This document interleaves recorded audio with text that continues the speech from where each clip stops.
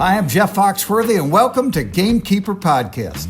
If you want to learn more about farming for wildlife and habitat management, then, buddy, you are in the right place. Join the Gamekeeper crew direct from Mossy Oak Land Enhancement Studio as they discuss the latest wildlife and habitat management practices, news, and, of course, hunting. There's no telling what you'll learn, but I'm going to tell you, I bet it's interesting. Enjoy.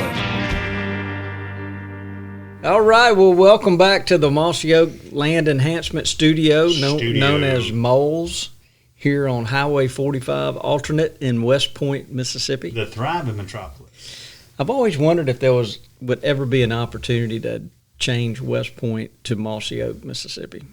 I've never thought about that. Would you be supportive?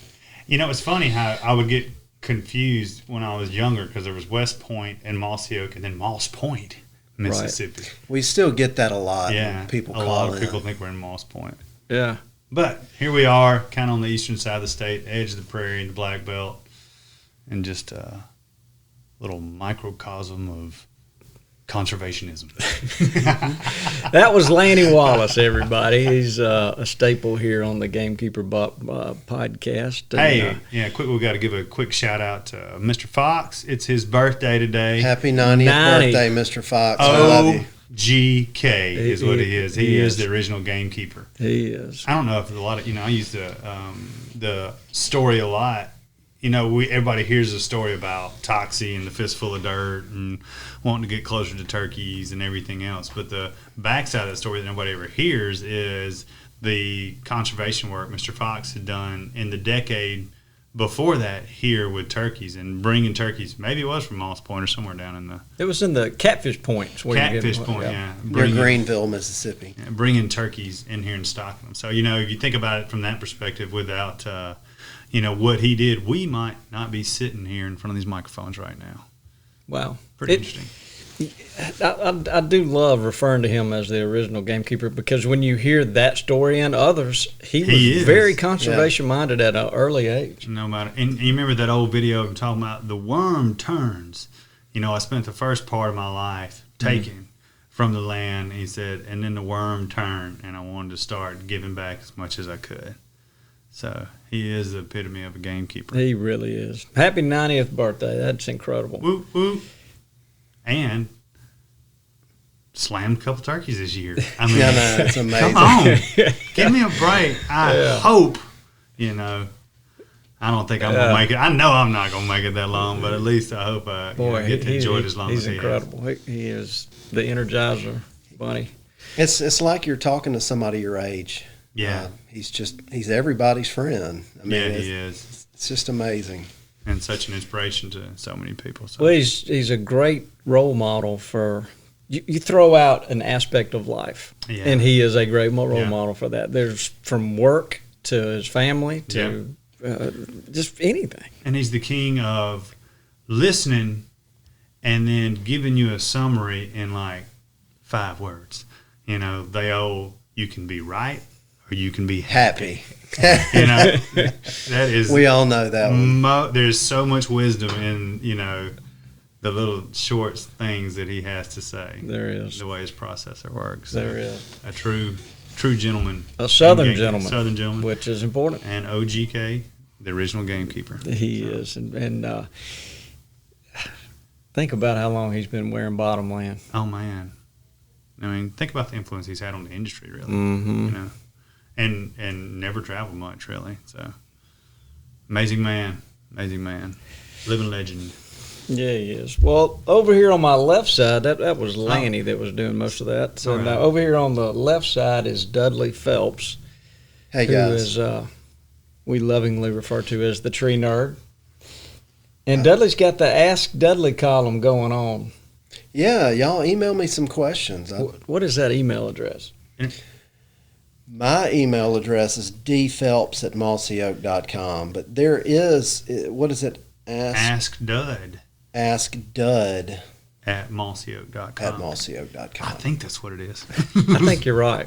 That's what I was expecting you to say anyway, was that because Lanny created this new email address, and I was expecting that you give that one out. So anybody's got any questions from anywhere from when can you stop wearing white. And I think that's Labor Day. Corduroy. Yeah, corduroy questions. Any fashion questions, any tree questions. Right. Dudley, it's right up. Even etiquette. Yeah, he is really good at etiquette. I know a lot of people, so just for full disclosure, I get a lot of help with those questions. Like fashion, I'll probably call my buddy Roger in Mobile and ask him. I always ask Bobby my fashion questions. Right. That's why I look so good. Oh, man. Who do you ask your hygiene questions? That would be a good one. Yeah. Everybody gives me advice on my hygiene. Yeah, you need to fire whoever giving you that. Always. Why aren't you shaving? You stink. Why are you so dirty? Oh, goodness. Well, look, before we get too far into it, we got a special guest today, but Mark Drury. Yeah, talking about a gamekeeper. Yes. I mean, he's getting close to the OGK status. Oh, that's for sure. Yeah, well, look, he may be, he's in top 5 of who I would say are the best gamekeepers out there. No question about it. He and his brother and Terry, and they're incredible. And I don't know how much y'all know, but Mark actually interned here after college. So I think he reached out to Tox. He came in when we were manufacturing clothes still and spent some time here. I lived in Toxie's house over the summer and has been probably... They are really close friends. Yes. Yeah. And their business, obviously we're great business partners and great friends. I love when they share all those old photos of them doing with the big glasses. Yeah. All of them had big glasses. Yeah, the big glasses. Yeah. That was before you wore glasses, Bobby. Yeah, that was before. So, look, let me. You know what? This is a challenge keeping you two guys on down one road. But so let's talk before we get with Mark. Let's talk about what's going on around here because it is chaos right now. It is chaos. What you got going on, Dud? Well, we've got some stuff for sale on the nursery website. We're getting some cooler nights. People are getting excited about the fall and the winter and habitat work and all that. So we're getting a lot of phone calls. Biologics going really well right now. The guys in the south are starting to get rolling here. Yeah, north is wide open. That's true. Well, it is food plot planting time for sure. We've got, it's chaos right now. People trying to get seed and be ahead of some weather patterns, and people in the north they should have all their seed in the ground now. And people in that transition zone, they're probably planting or have planted or about to plant. And then guys in the south are making preparations to plant. Yeah. Trying to treat our duck holes and make sure the armyworms are off of them and then move on to food plots. So, well, this is one of my favorite times of year. I love to smell freshly plowed dirt. Yeah, I tell you too, it's funny. Yesterday we were out having to cut some limbs off a ditch to get a disc back in to work on a little waterfowl impoundment, and I was like, oh, I feel the fall in the air, and I looked and it was 92 degrees. And I was like, oh, I can feel it. Yeah, I was driving home the other night from doing something. I looked down, it said 7:52 p.m., and it said 89 degrees on my windshield. Yeah. It's just amazing. It's almost dark, and it's still almost 90 degrees. And the funny thing is, it's cooling off. Yeah. And when it's only 45% humidity, it's so that nice. feels so good.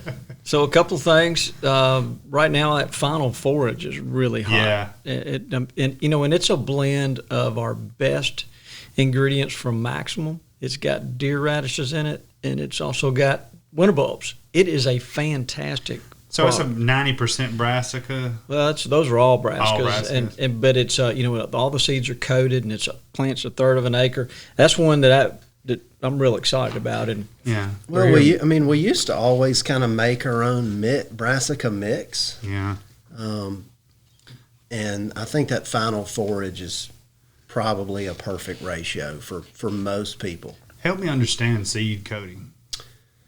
Well, when that seed sprouts, if you have a coating on it, and they inoculate it with all kinds of stuff, but it's almost like instantaneously that seed has a little bitty nutrient package that it can access the minute the root comes out of that seed.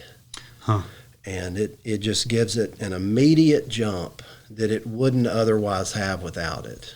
And I've really enjoyed using it. I know it looks good on the shelf. Seeing that, that's what I like about it. Look at that blue stuff in there. It helps with seedling survival. It really does. Yeah. It really does. So could you, in theory, lower your planting rate? Then that's kind of the science behind it. Because the coating takes up, it makes the seed a little bit bigger, larger. It's easier to see. Actually, when you plant the food plots, you can see the blue seeds or whatever color they are. And you have a higher seedling survival, so you could plant less. Not much, but a little bit. Seems like it'd be really important on those Brassicas too, since they're such powerhouse annuals. Where it's really important is on clover, those little tiny seeds. So what's the difference in inoculation versus seed coating? Well, inoculation, you can inoculate without coating, but our clovers are inoculated with, I always mispronounce rhizobia. That's right. And so it just helps those. They're supposed to already be in the soil, but this guarantees that they're right there to help that seedling get started. They're just super, super important. Then there's some seeds that need to be inoculated. Like some people actually inoculate soybeans. Sometimes you buy them, they're pre-inoculated. Sometimes they come with inoculation packs that you mix up yourself and put in with them. But whenever you can add some inoculant, I think they all perform a little bit better. So we inoculate all of our clover, pre-inoculate, so the consumer doesn't have to do anything. And I guess Final Forage is our only coated Brassica. Right now, we've messed around with coatings since day one, but we've coated our clovers since the very beginning. Gotcha. Yeah, but this is the first time we've coated Brassica seeds. Yeah, I found it really helps in a condition that's not perfect. So, which is most food plot situation. Right.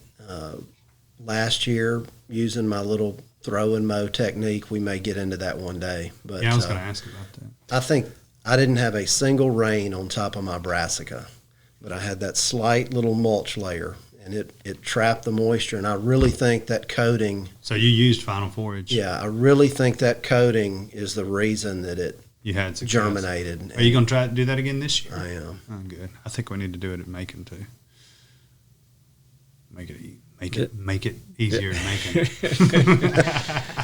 So let's get Mark on. Why don't we get Mark on the phone? But while we're doing that, why don't we go to commercials? And one of the things with this show, I want to make sure we mention Furminator. They're a big part of our food plots and what we do. And check them out on their website. You can Google Furminator. It's a great product. And so let's take a break, and then when we come back, we'll have Mark.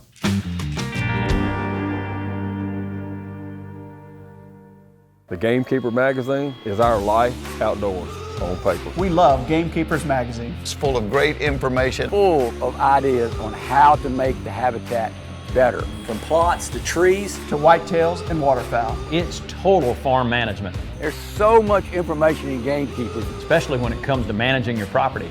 You can't go wrong if you want to improve your habitat for wildlife. Pick up our Gamekeepers Magazine. Gamekeepers, the journal of wildlife stewardship.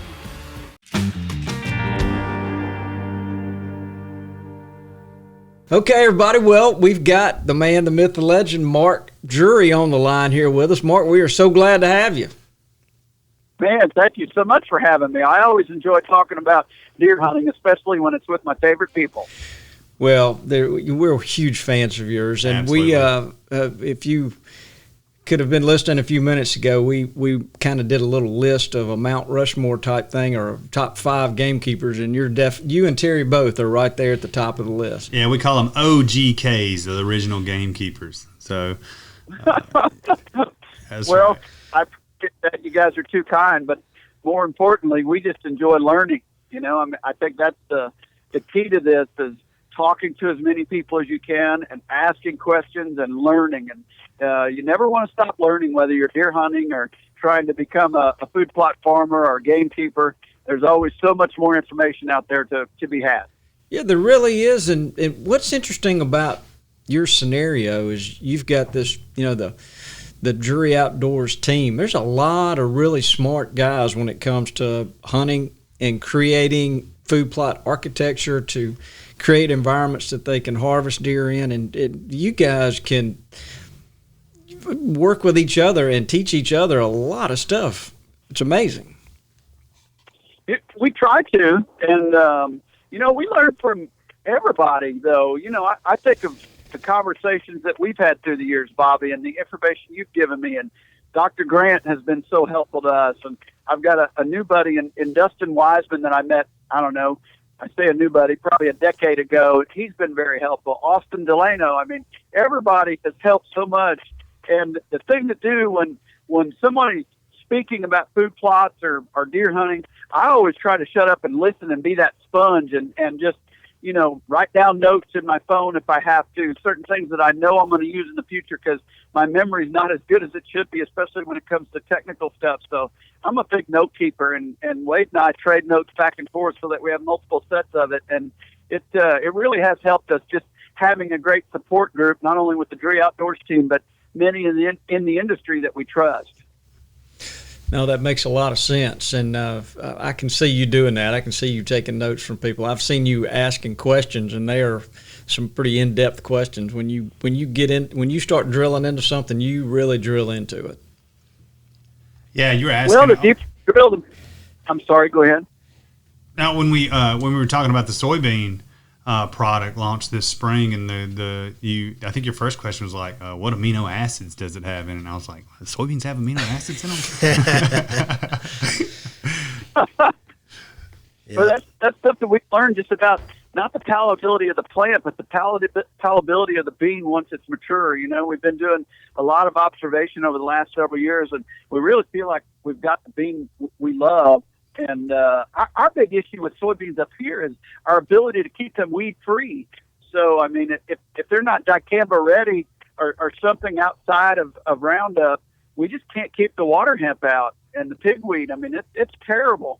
Just horrible. I looked at a green field yesterday that we worked up to a powder, and we planted it to last fight, and Cults Pack did all the stuff. And it's a green carpet of water hemp right now. And we really struggle with that weed in our country. Wow. Yeah, that's part of the world.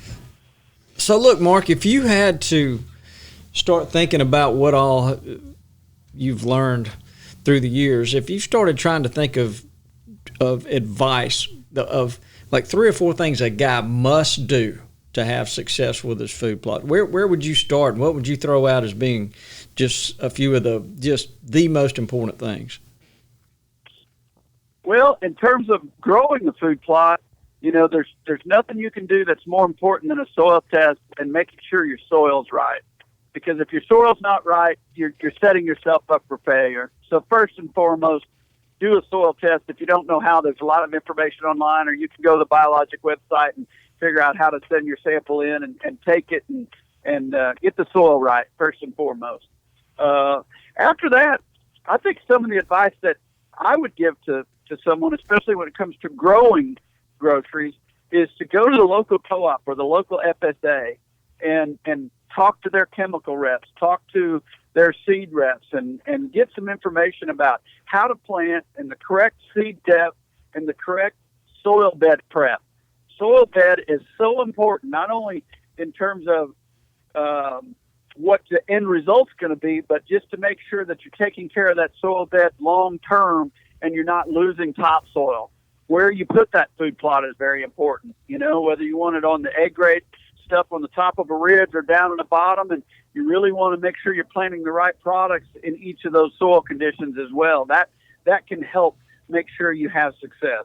In terms of tilling advice, then I would say tuck them as close to good cover as you possibly can and make sure you've got good access going in there.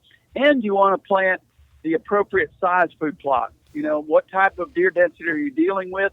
What product are you going to put there in order to accommodate that deer density? If that deer density is high and you're limited in size, then you need something that's going to regenerate as they eat it, like wintergrass or trophy oats. However, if your deer density is low, say you're in upstate New York or something, and you're planning on having success early part of the season and you're limited in size, I'm going to go with deer radishes. Clover, the non-typical clover is also one of my top things that I love. The more I hunt and the more I food plot, and you can ask Bobby because he sees my orders every year, the more clover I plant. And then there's a maintenance. Yeah, that's true. Yes, there's a maintenance schedule that goes with that. So all of those different things really lead to success. So it's when you come to food plotting and deer hunting both, it comes down to eliminating mistakes before they ever happen. You can do that by listening to podcasts like this, or perhaps Googling it, finding stuff online, going to DeerCast, getting information from there, looking at Onyx, deciding what size fields you're going to plant, look at the slope of the hill, what product is best suited for that type of soil. There's a lot of research you can do before you ever go afield, and it will help you, expect success. Yeah, that's really good advice. That one thing that you hit on was about deer density and the size of the plot. And we hear a lot of guys, especially here in the Deep South, they'll have a small logging ramp that they'll plant that might be 1/4 of an acre, and the deer just annihilate it. They've got to figure out a way to have a larger plot. Right. That or put up an electric fence to keep them out until they're ready to hunt it. We've had good success with that as well. If you are limited in the space that you can plant, you can definitely keep them out with an electric fence. It sounds counterintuitive, but if you it's a lot of work to put up too. But if you get rid of it at the right time, you can have really immediate success. Yeah, we've done some of that, and we kind of the word we've used, it's like storing groceries in the refrigerator that the deer are going to eat later on. It's more like storing them in the oven to them. Well, especially in the South too, we have such high deer densities. Some of these brassicas and some of these super annuals we plant don't get enough time to get established so they can withstand browse. So it's important for us to try to keep them out of there for a little while. It's funny that it is kind of counterintuitive that I'm creating a food plot and I want to keep them out of it till a certain time. Yeah, the radishes have kind of gotten like that. Mm-hmm. I mean, it's almost like planting beans. The deer just devour them. They like them so much that you have to plant a brassica that they prefer less for them to eat on once they've eaten all the radish. It's just so much goes into it. You're exactly right. You have to really balance out what you're planting with when you expect to hunt and how many deer you're trying to feed. It's a real equation there somewhere, and that equation can change year in and year out based on rainfall, and also based on the longer you continue to plant there, the more deer know that it's there, and the more that show up to feed there, and the quicker they'll eat it down to the dirt. Particularly radishes, man. They love those the first year, but they seem to almost acquire a taste. And by years 4 and 5 of putting radishes on a property, I mean, they just take them to the dirt. It's those are the plots. The radishes are the ones that we have a tendency to put a hot wire fence around. That's so interesting because they are the radishes producing the long tuber like you would expect them to? Sometimes they're more often than not. I think the plant gets so much pressure from browse, it doesn't fully get to make the fruit, if you will. Right. That's my gut. But I mean, we plant them in a situation where we're expecting success in the early season, and we will always have winter bulbs and sugar beets somewhere close or in the general proximity or on the same farm that has a destination for later in the season for gun season. So if it's a plot we're planning on bow hunting, say October 1 through November 15th, it's radishes. If it's a plot we're planning on hunting during the gun season in the latter part of the year, Green Revisited, like phase 11 and beyond in the show 13, that's almost always winter bulbs and sugar beets, and larger plot and larger. Sure. We were talking earlier about a new blend we have called Final Forge. I think you and your guys are going to really like working it into your playbook there. But the Final Forge has got deer radish, it's got winter bulbs, it's got maximum, it's got a little bit of everything in it, and I think it's going to be a winner for a guy that can only plant one food plot. And it's coated. with its cool looking blue stuff. It is a beautiful blue. I just put them in some plots yesterday. And, let me ask you this question, Bobby. Like, I was trying to get the Delta Ag seed coat on it. Does it really need that on that particular product? We were asking that amongst ourselves. I would go ahead and put it on there, but I'm not 100% sure how that would work with the coating. My understanding, the coat on the final forage, it's called nitro coat, and it's a form of nitrogen mostly, whereas the Delta Ag is going to be more like chelated micros. So it would be beneficial to do both. Okay, we did, because we have so much confidence in the Delta Ag seed coat. We put both on there, but it doesn't stick to that like it does some of the other seeds. It was interesting. We were trying to get it, and I kept putting more and more in there. But yeah, I'm anxious to see the results with Final Forage. We definitely included it in our strategies on some key plots this year. Some of those radish fields that it wouldn't hurt our feelings if we still had some green here later in the season. So we put it several places based on your recommendation.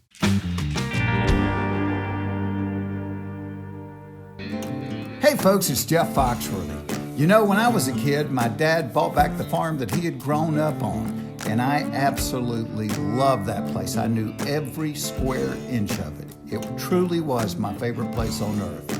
And when you're looking to find a favorite place for you and your family, Mossy Oak Properties can help. Visit mossyoakproperties.com to begin your search today. When I first bought this farm a short time ago, every single field was grown up with brush 8 and 10 feet high. But it went from that to this. And even though I planted biologic with very little moisture in the ground, I was really amazed at the results. I just sat in this field with my wife as she shot her very first deer. We could not be happier. We made a memory that will last a lifetime, all because of the effectiveness of the best food plot seed on the market. Biologic is better seed, pure and simple. Log on to plantbiologic.com to learn more. Hey, I'm Toxie Hayes. And I'm Cuz Strickland. You know, here at the Mossy Oak brand, a primary thing that we all believe in is the good that we do will last long after we're all gone, which is why we challenge everyone who loves the outdoors and the critters who call it home to participate in the second annual Mossy Oak Properties National Day of Conservation. That's right, Toxie. Saturday, September the 26th, we challenge you to do something for conservation. Plant a tree, clean a stream, hey, introduce somebody to the outdoors. We want everybody to know that if you love the outdoors, you're the tip of the spear and you're a part of this conservation effort.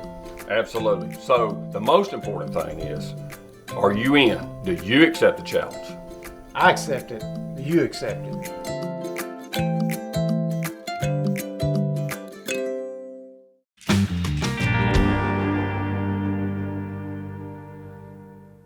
So let me ask you one more question. One of the things that we always try to preach and teach, lime is one of them, but the other is fertilizer. We're trying to encourage and educate and teach guys that, hey, don't forget the fertilizer when you plant these plots, because every field, if you're planting an acre, it needs several hundred pounds of fertilizer.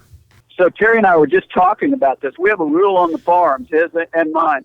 The seed doesn't go in the ground until the fertilizer's already there. And, even if you can't go out and do a soil test, at the worst case scenario, at least put 200 to 300 pounds of triple 13 down and another 100 to 200 pounds of pelletized lime. And you'll do yourself a favor and save yourself a lot of headache by making sure those plants have the nutrients they need to grow healthy and outlast that browse pressure. Good point. It really is. I wish... what we try to explain to people, and sometimes they get it, and sometimes they just have to see it. Sometimes they have to experience it and have a bad plot. But the Brassicas that we love so much are so good at extracting nutrients out of the soil. I mean, that's why we love them, and they make those nutrients readily available in the leaves. When a deer browses those leaves, he's consuming those nutrients. So that plot needs to be soil tested every year, and you add back what has been depleted. Right. It's a very hungry plant, like corn. I mean, it loves that nitrogen. But Bobby, I was talking about some of the things we've learned, and you were the one that brought that to my attention. You were like, it's not just the Y, the P, and the K, it's also the micronutrients. And since we've started adding those back, we've not had a single problem with, plants that were purple or yellow or didn't look the right color. As you can recall, I've sent you pictures. I'm like, what's wrong with my food plot, man? Right. And you're like, you got to make putting those micronutrients back in. So since we started doing that, we've had zero problems. And if you go to the FSA, that's common language for them. And they can help you out with the mixture that you need to add in there every single year. And it'll correct that problem pretty quickly. That's so good to hear, because that really is a common problem. Was that you, Mark? I'm here. Okay. We had a sonic boom. Yeah, well, we thought you might have had an accident for a second. But, a common thing that we hear is a guy will call one year and my plot looked beautiful. And then this year it's a little yellow, it's a little purple, and don't know what's going on. But and you'll ask him, hey, well, did you fertilize? No, I didn't have time this year or whatever. And it's just, it's really, really a problem if they don't do it right. Absolutely. Yeah, that's a big deal. We also do that in our cornfields. We go corn on corn in some of the farms, and Dustin Wiseman was like, yeah, absolutely. You can go corn on corn if you want to. Just add back this, and this. And we've added the micronutrients back into that. And we grow, 150 to 250 bushel corn a year, depending on the rainfall, and we have zero issues with it. Without rotating? Yeah, wow. Without rotating. That's interesting. Yep, and we've had probably 5-6 years in a row where we have corn on corn on corn, and I always thought you had to rotate, and as long as the soils are stable, in other words, they're not going to erode, Dustin doesn't mind it at all. He's works for Chemical out of Southeast Missouri. I met him in a Cardinals ball game, and he has just helped us tremendously. I think you might have talked to him, Bobby, at one point. I sure have. Yeah. Man, he's a wealth of knowledge, and they do corn over corn. He said he's got farms down there that have done it 15, 20 years in a row. It's just about adding those nutrients back to the soil.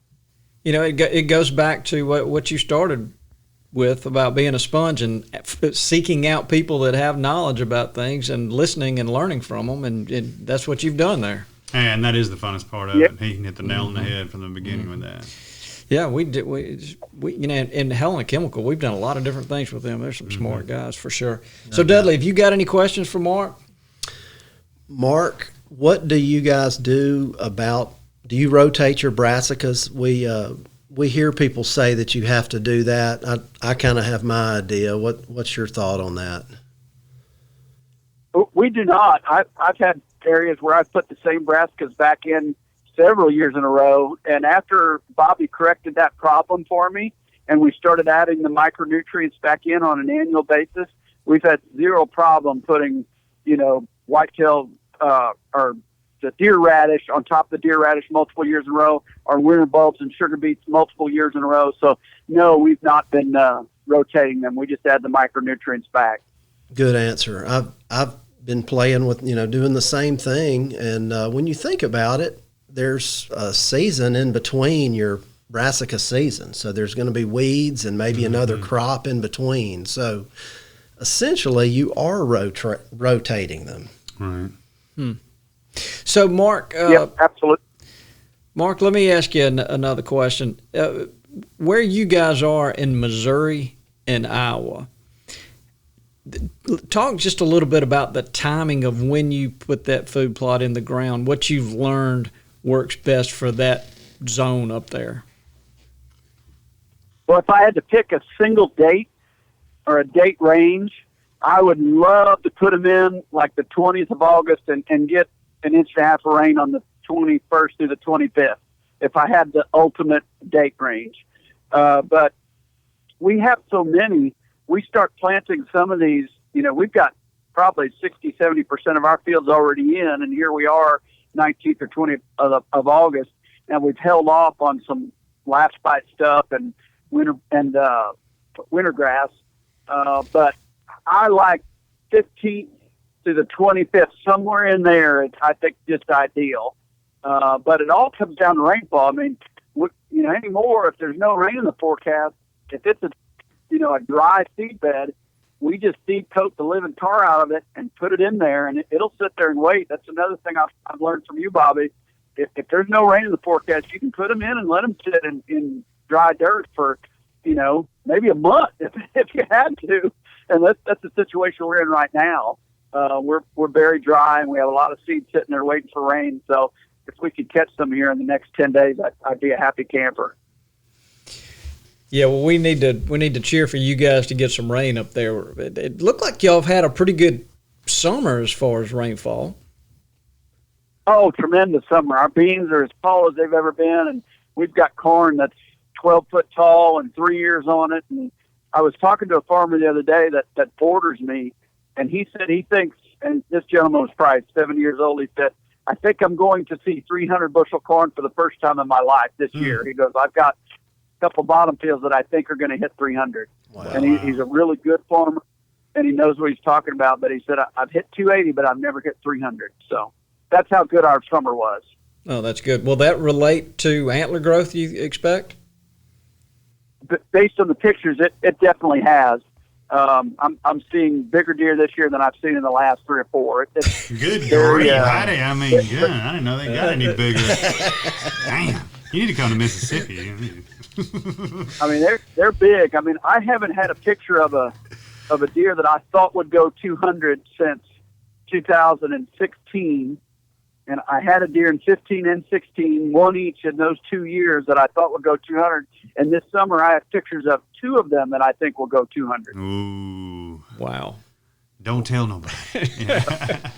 Wait, that is incredible. I hope you get to run an arrow through one of them. I tell you what, I would not want to be that deer. No, because he's on the assassination list. Yes, he knows that. Yes. And you know the coolest thing about both these deer, they're both on brand new farms. I just went through a process where I sold one of my main farms, the farm that I've had for so long in Iowa, the Silver Bell. I ended up selling it, and in the process, I 1031 and bought some other farms. And both of these deer are somewhere that I'm not familiar with, and I don't know when they're there and when they are. So it's going to be a really cool fall trying to learn these deer and play that chess match with them. Oh, that's a new project is always fun. Well, if anybody can do it, there's Mark. I have faith one of them's going to hit the ground at least. So before we let you go, Mark, Laney may have another question, but I wanted to tell everybody that, everybody knows you and Terry and Matt and Taylor and the rest of the team are fantastic deer hunters, turkey hunters. But what they may not know is just what fantastic people y'all are. And through the years, we've gotten to know you and we've seen how generous you are. If there's a cast member of one of your shows that's having a tough time, you guys step up to the plate. Y'all do so much with Catch a Dream. I just wanted to take a minute just to, and I don't want to make you blush, but just to tell folks just what good people the Druries are, because it's amazing. Bobby, that's probably the greatest compliment you can give us. We really appreciate you saying that. I mean, it really comes from, we're all products of our environment, and my mom and dad were 2 of the most giving people and loving people I've ever been around. And Toxie and I talk about it all the time, the Ralph Fox rule. My father's name was Ralph, and of course, today's Fox's 90th birthday, and we always used to talk back and forth, and we'd say, what would Ralph and Fox do? Yeah. We were lucky to have the raising that we had, and it really comes from my mom, Lucille, and my dad, Ralph. I mean, they, when we screwed up, Dad's size 12 was in our butts, and they just taught us how to be right and do right by others. That golden rule goes a long way. Do unto others as you would have them do unto you. Yeah, it does. Well, I tell you what, Mr. Ralph did a great job on you and Terry, and because I'm telling you, I've witnessed that in the 25 years I've been here, I've witnessed some stuff that you've done that didn't get the light of day, and it doesn't need to get the light of day. But I know you've done it, and I've been super impressed. And you guys are great deer hunters, but maybe more important, y'all are great people. Well, we appreciate that, and the feeling is very mutual. That's why we love you guys, and I think that's why we have a relationship that spans 31, 32. Yeah. Mm-hmm. Everybody down there. I mean, it's like we're family, and we mean that. We don't just say it; we mean it. Yeah, Mark, what didn't you come down here after college and spend some time one summer when it was before my time here too, so it had to be late 80s, early 90s. It was during my spring break in early March. It would have been probably March of '89, if I'm not mistaken. And I stayed at Toxie and Diane's house. I had met Toxie the previous month at the Natchez World Voice Calling Championships for turkeys. And we hit it off, and I said, I'd love to go to work for you. And I basically said, I'm coming down over my spring break. I want to learn what this stuff's all about. And he invited me to stay with you and Diane. Sarah Francis was a little bitty baby when I was there. Oh, that's cool. Did he let you turkey hunt when you were here? He did. He invited me back. And I came down and killed a gobbler at Copper Lake with Randy Panic that following spring. And then Toxie came up and hunted with Terry and I. I say the following spring, it was just a few weeks later. And then Toxie came and hunted with Terry and I. And that hunt's on one of our first videos, The Sound of Spring. Oh, yeah. Wow. That's it. West Point, Mississippi, or Panama City Beach. I think he made Mark made the right choice. Yeah. Especially during March, at least after March.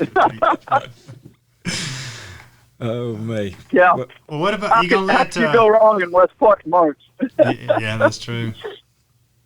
So, what, you gonna hunt with your mom some more this year? That was my question. I got a lot of entertainment out of that. You gonna let her get her a shot at one of them 200 inchers? Oh man, I can't wait to take her again. She is such a blast and such a blessing. She, when Dad passed away, we've done everything we could to make sure that we kept Mom active, and make sure she knows how much we love her. And of course, when it comes to active with me, it's not going to be on a beach. It's going to be in a stand somewhere. And she was glad to go. And a lot of folks don't know, but our background in terms of the outdoors, it didn't come from our dad. It came from our mom. She was raised on a farm with 3 other sisters.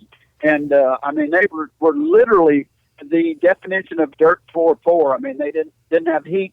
And she talks about, waking up in the mornings with snow on their blankets coming through the roof. I mean, if you saw where she was raised, you wouldn't believe it. But, she'll get out there and get bloody, and she has a blast. She taught me how to clean my first squirrel. She taught me how to build a box trap. She taught me how to clean my first rabbit when I was a little child. So she gets it. She's been an outdoors person her whole life. But albeit there was a time there where she didn't go outdoors as much because Dad was not an outdoors person. But we're sure making up for lost time now. She killed that 140-inch 13-point last year with a crossbow at age 86. So that was so awesome. Amazing. I'm looking forward to that. Well, we always enjoy seeing that. Thank you for asking that. Thank you. Yeah. Shoot. Mm-hmm. Well, I think this has been a good show. Dudley, do you have anything else to ask? No, I've just enjoyed having you on board with us today, Mark. Yeah, man, I'll talk deer and spot anytime. Thank you, guys. Yeah, well, we appreciate you taking time, and we know you're really busy, but we from everybody at Mossy Oak and Toxie and the Gamekeepers, Biologic, we just appreciate all that y'all do for us. The feeling's very mutual. Like I said, you guys are family, and we love you all dearly. All right, tell them real quick about the DeerCast app. DeerCast is something that we made available to the public about 3 years ago.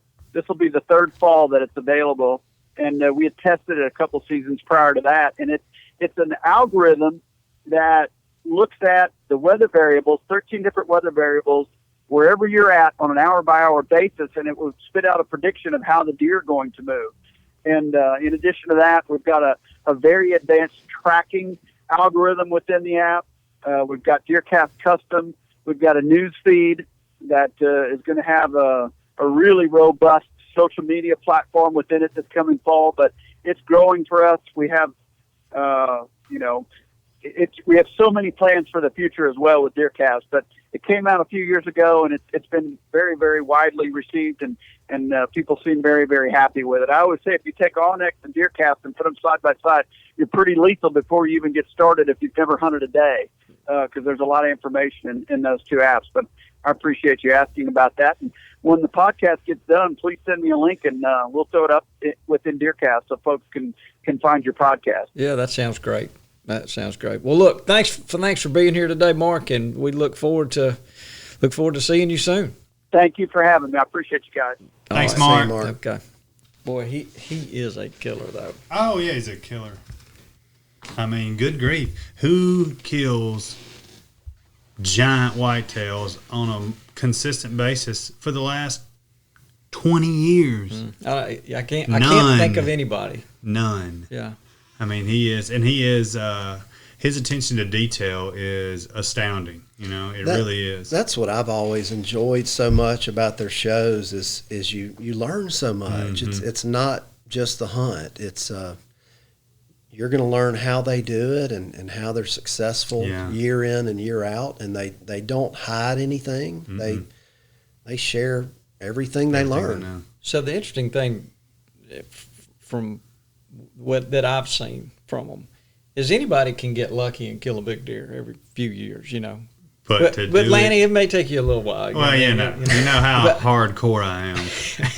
but they kill them every year. And they get a little bit bigger every year. And I mean, it will not surprise me at all if one day we get an email and he killed I'm one of those 200. I'm expecting him to kill one or two 200s.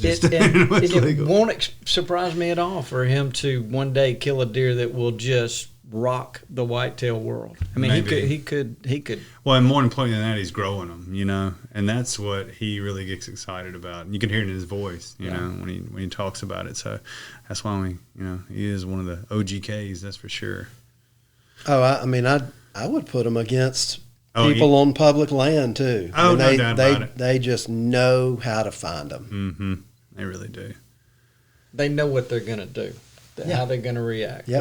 What's that? They're going to be on their feet today, or they're not. We learned stuff from him even in Portland. You know, the sanctuary thing, where he does not go into a specific area of his farms. Period. Drive, nothing. You know, I couldn't stand it. I'd have to go through every little acre about every 2 days looking at stuff. But he won't. You know, doesn't go in there, and there's purpose in the way that he does it in his strategy. So his attention to detail, maybe it's OCD, maybe that's what it is. But I don't know. A lot of people can grow big deer, but consistently doing what he does, putting them on the wall is hard to do. Yeah, and when you're at his level, I'm bragging on him a little bit now, but everybody's shooting at you. You know what I mean, for lack of a better term. So you have to go above and beyond to be sure that you're doing everything in the right way, and I know he does that. They do that. They do all that. of them. Mm-hmm. They do it the correct way. It might be rumored, but I've heard that he has on every one of his deer mounts, he's got the license, the tag on the back of it, like a picture of where to prove where he killed it, when he was, timestamp, date, and everything. I think you're exactly right. So he'll never, And one of their rules for anybody that's a member of their team, that tag goes on it before you move it. Mm-hmm. Mm-hmm. We're not used to that tagging thing around here. Tag? I thought you put them in your truck and close the tailgate. Tag? Mississippi may be the last state without tags. We're having to call in turkeys now, which is tough. But going back to the state game agencies, we need to do all we can as gamekeepers to keep it going, man. I'm not as the older I get, the less I like the honor system when it comes to reporting your kill. I just see too many people take advantage of it. No, I'm going to tell the truth. I just ain't going to tell the whole truth.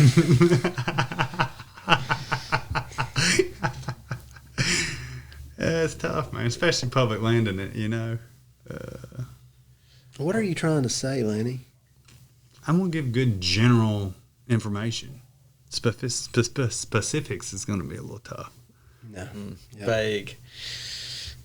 Well, all right. Well, does anybody have anything to add before we close this one out? Anybody we need to thank? Anything we need to get people to do? I'm pumped about fall. I don't know if that's really thanking anybody, is it?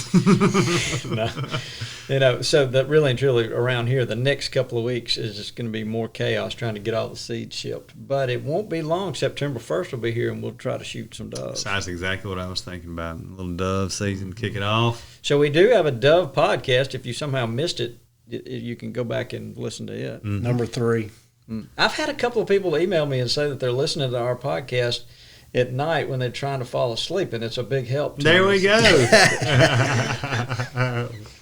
So you're saying there's a chance. Yeah, so maybe we found a niche we can help people get to sleep. Get at the night. rest. Yeah. All right. Well, if that's it, anybody else have anything to add? I'd say go to plantbiologic.com and check out all our seeds, and nativenursery.com. Check out our trees. And they're making a few available. So. And if you don't subscribe to the Gamekeeper Magazine, you are missing out. Please do. GameKeeperClub.com. Yeah, and we're working on a new website, for the Gamekeepers magazine. So we're excited about that. With those projects, you don't like to throw a date out there, but get ready. Yeah, and don't forget to if you got a question, you can send it to AskDud@mossyoak.com. Yay. Or call me. Yep. Well, if you want them to call you, that's what I like talking on the phone. Hey, he is a pro. Let me tell you what. Yeah, he is. At talking on the phone about trees and food plots and everything else, as is Austin. We got a great support staff here. Yeah, we do. We really do. All right, so let's wrap this one up. This one's in the books, and we'll Numero 4. Be back next week. Cuatro. Try to do another podcast. Thanks for tuning in to this week's episode of the Gamekeeper Podcast. And be sure to tune in again. Subscribe to Gamekeeper Farming for Wildlife magazine, and don't miss the Mossy Oak Properties Fistful of Dirt podcast with my good buddy, Ronnie Cuz Strickland.